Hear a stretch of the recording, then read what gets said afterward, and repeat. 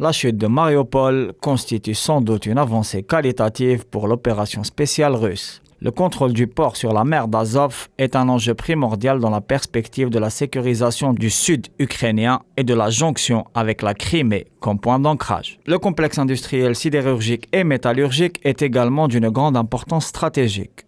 À ce propos, la zone industrielle Azovstal, l'un des plus grands sites du genre au monde, a été transformée en forteresse par l'armée ukrainienne et les bataillons bandéristes d'Azov.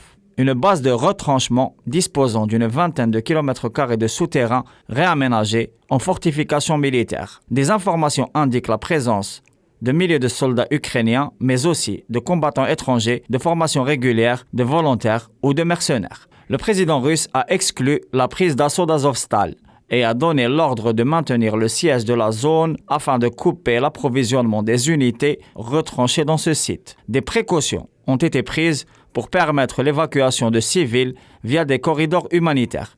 Cette perspective a été empêchée par l'âpreté des combats. Pour rappel, les affrontements armés dans la ville font rage depuis le 24 février et un paysage de destruction et de désolation marque la cité. Kiev essaye selon des observateurs de faire pression pour empêcher la reddition des postes de résistance de Mariupol et les bataillons d'Azov, eux, sont accusés de tenter d'utiliser les civils comme boucliers humains en bloquant les voies de retrait humanitaire. Tout indique que la seconde phase de l'opération spéciale russe est en marche.